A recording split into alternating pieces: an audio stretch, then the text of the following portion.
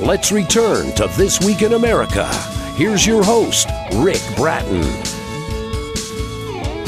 Welcome back, everybody, coast to coast, This Week in America. Seasons of the Soul, 38 lyric poems, is a compilation of poems by our guest, Beverley Manley. Her pieces of lyric poetry delve into expressions of love, resiliency, and pure joy. Her skills and creativity also allow her readers to be in a playful yet poignant world where they get a glimpse of Beverley's point of view. Her skill with the written word pulls you in and holds you until the very end. Beverley lives in the small desert town of Truth or Consequences, New Mexico. A childhood rooted in the Great Depression and the Jim Crow South could have defined and held her, but instead she chose love, light, adventure, and freedom. Her wanderlust led her to San Francisco during the 1960s, where her true spirit was finally embraced. Deciding on a career in accounting, her off hours were filled with music, art, and museums. Buddhism continues to ground her spiritually, and she has a deep passion for the plight of Indigenous peoples.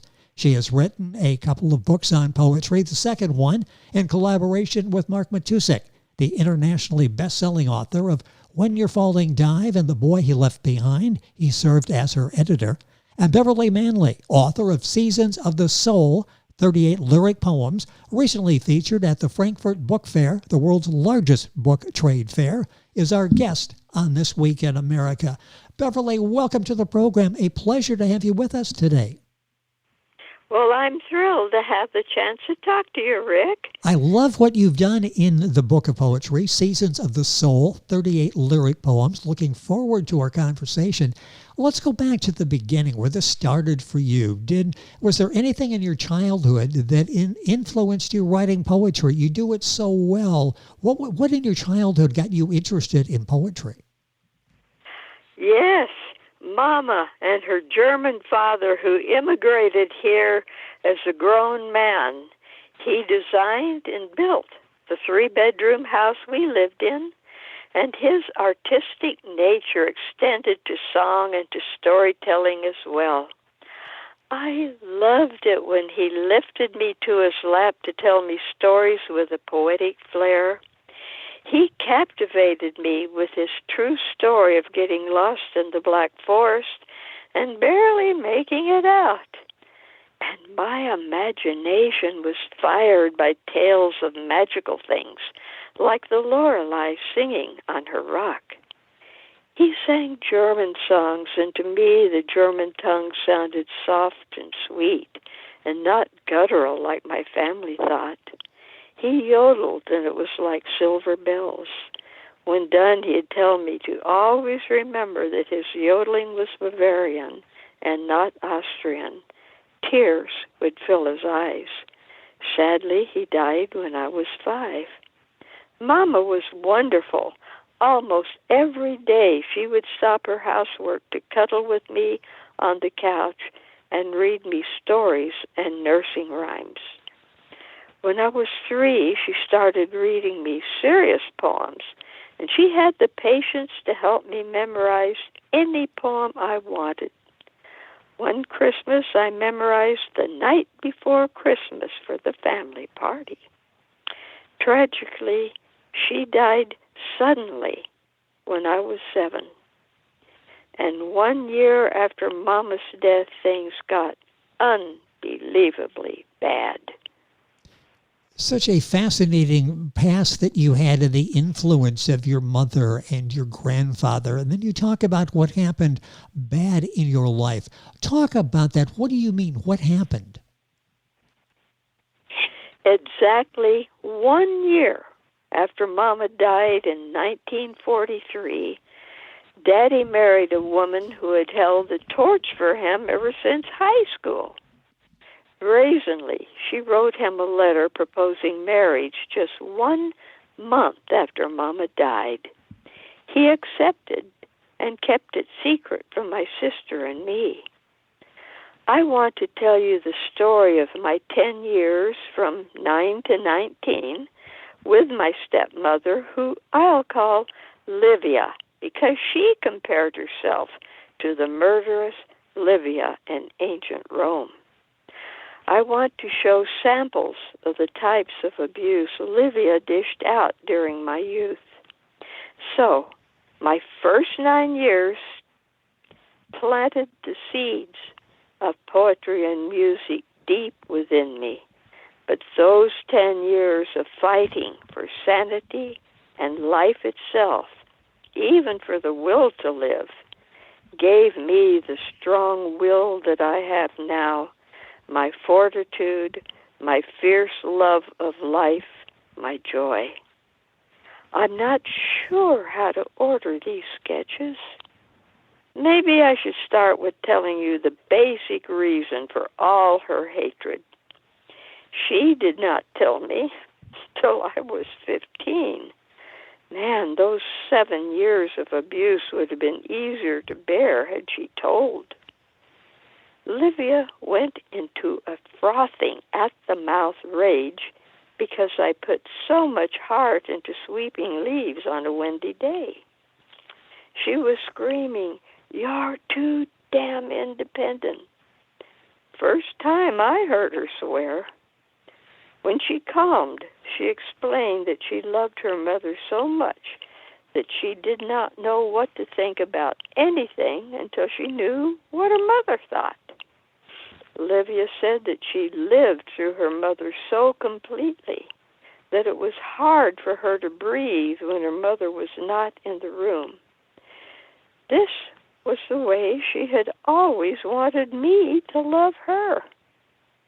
Now I understood how opposite we were. I was much more than a thorn in her side. Even at the age of 4, I had had a mind of my own.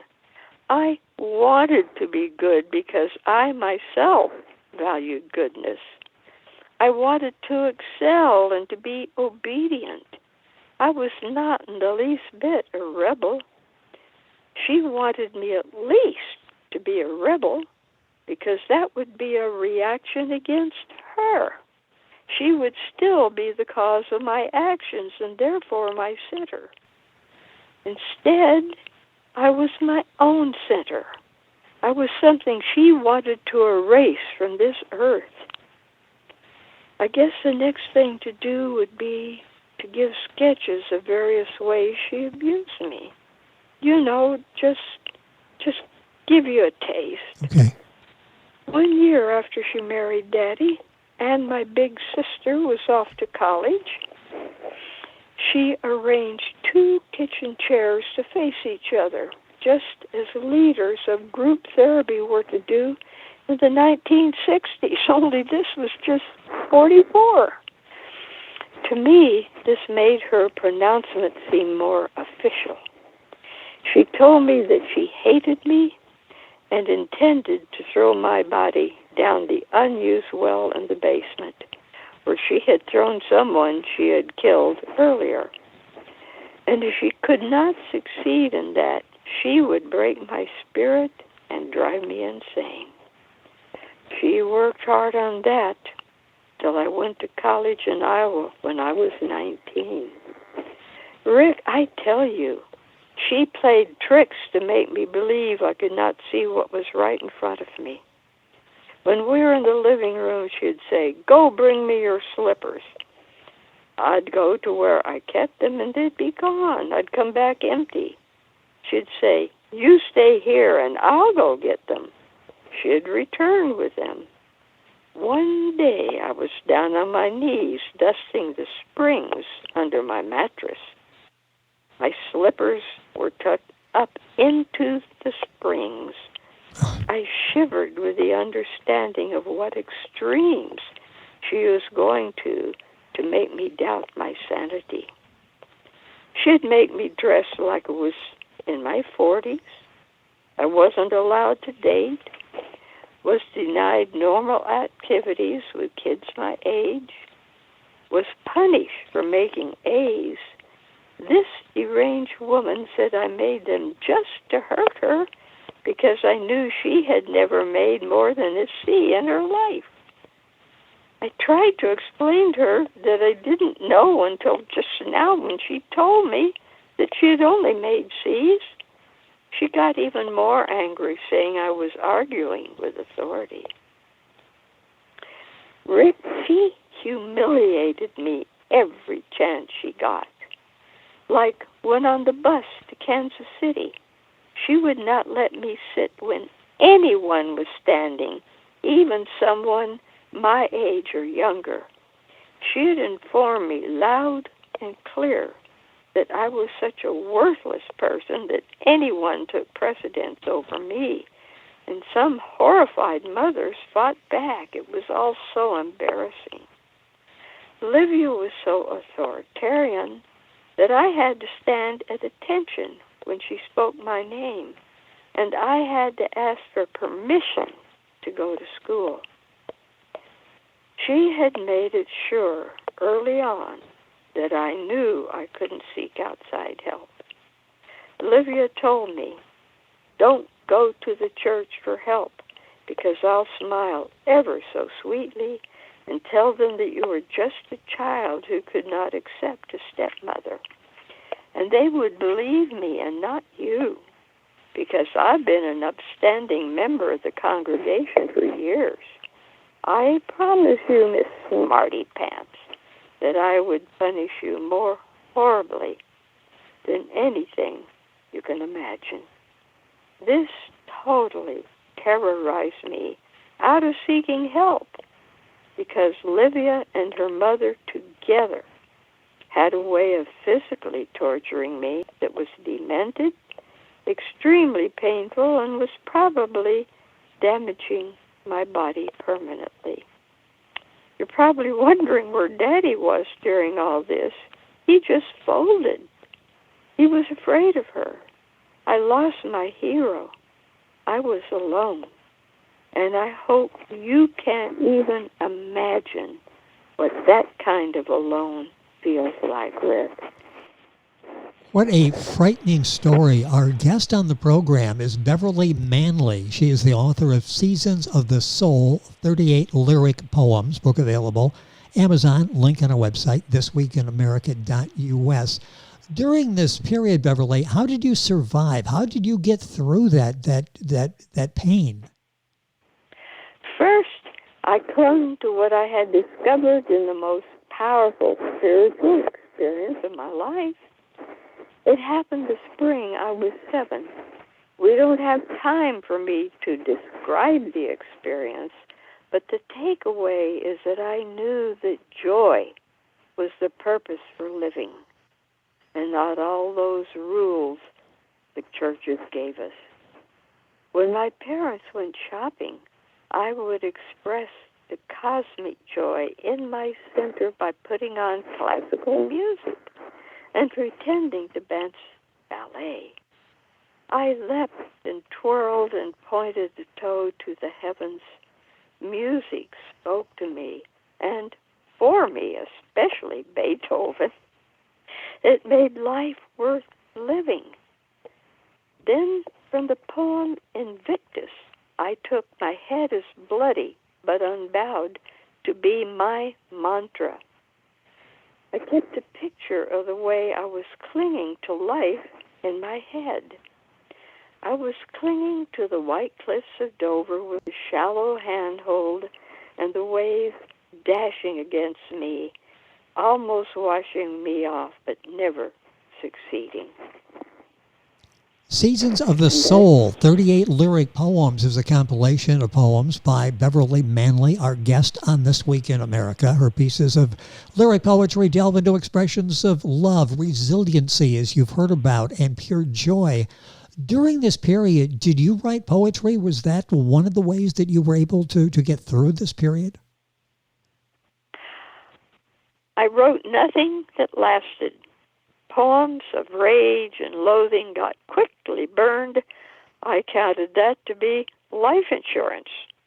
At age 13, I wrote one poem of unrequited love that I didn't burn, and I've written quite a few since. When did you consider yourself to be a poet? When did you realize, I enjoy doing this, I seem to be good at this, people enjoy reading these? When did you consider yourself a poet?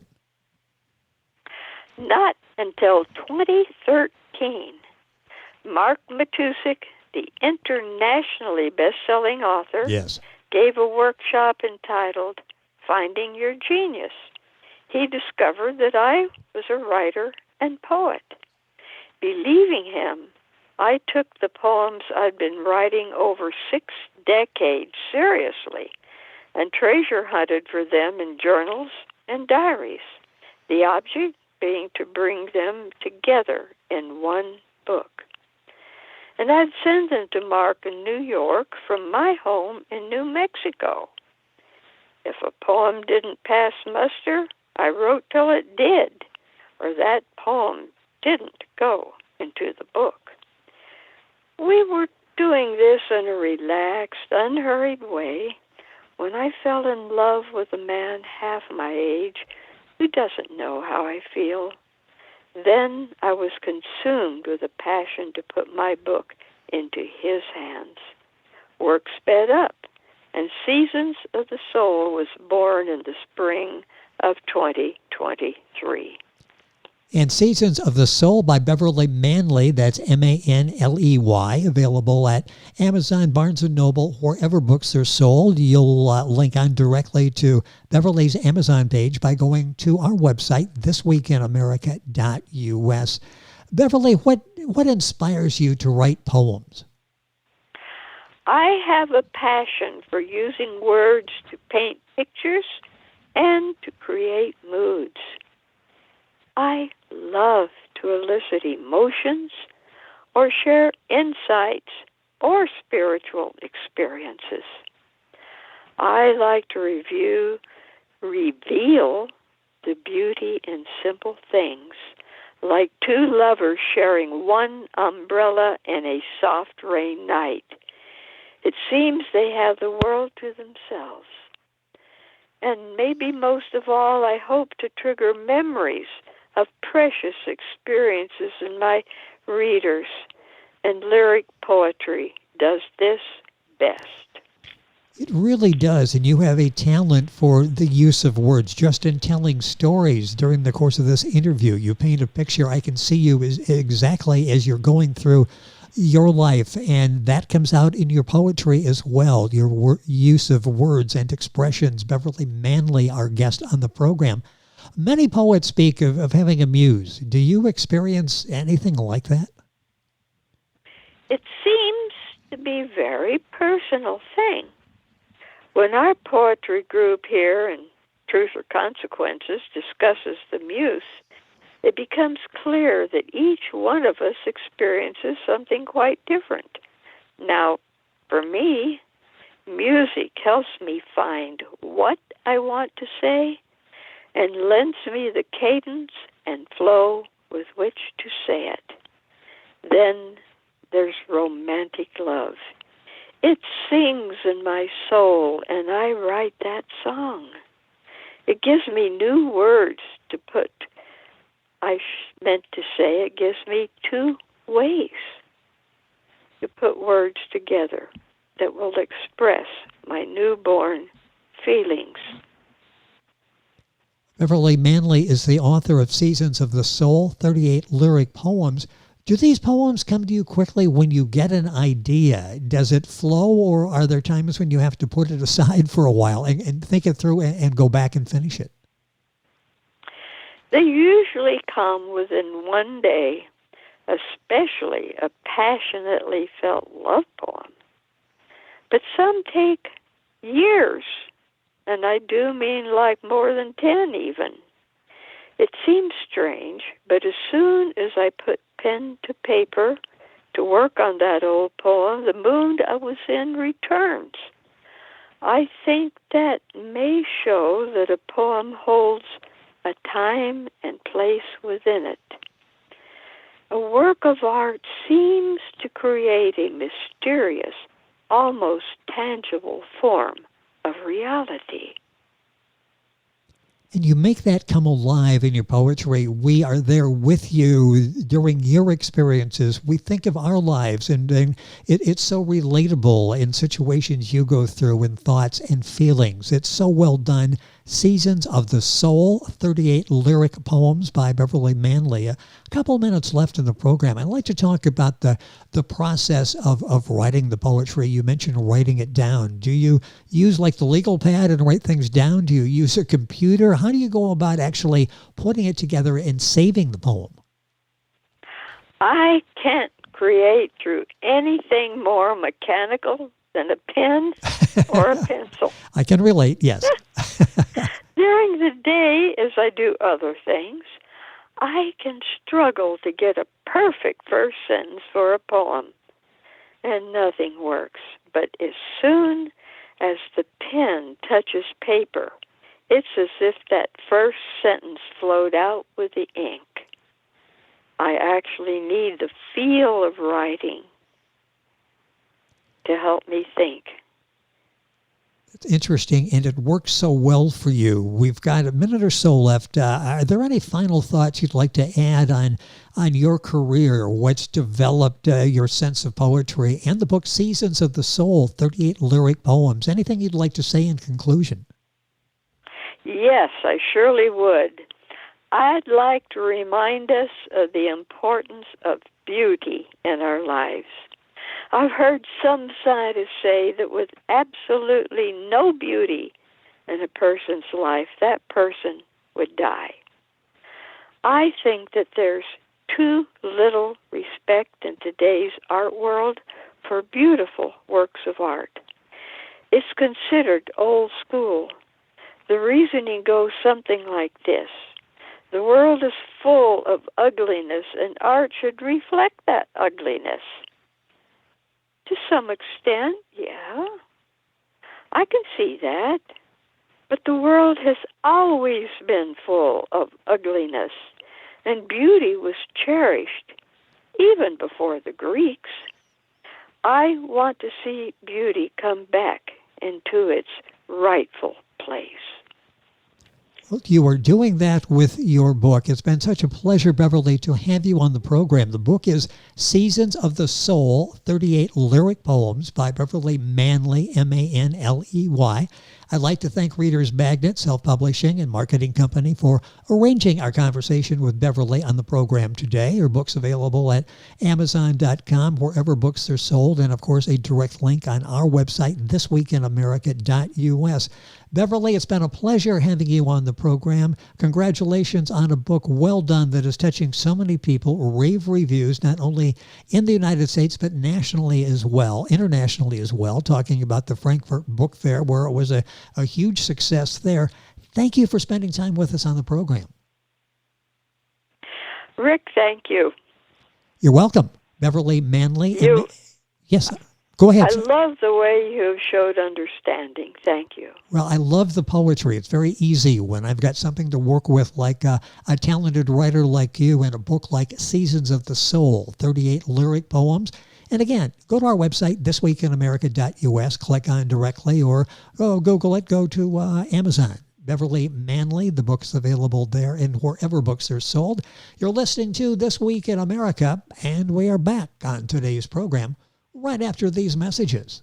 This Week in America is online. You can visit our website, thisweekinamerica.us. Scott Pinkerton, Associate Producer of This Week in America. Jay Anderson, Segment Producer. Ben Watson, Webmaster. Otto Bechet, Director of Engineering and TV Production. This Week in America produced and is a trademark of Blue Funk Broadcasting, LLC. For information on all of our guests and to listen to this week's show, our website again at thisweekinamerica.us. And I'm Sean Bratton, Executive Producer of This Week in America.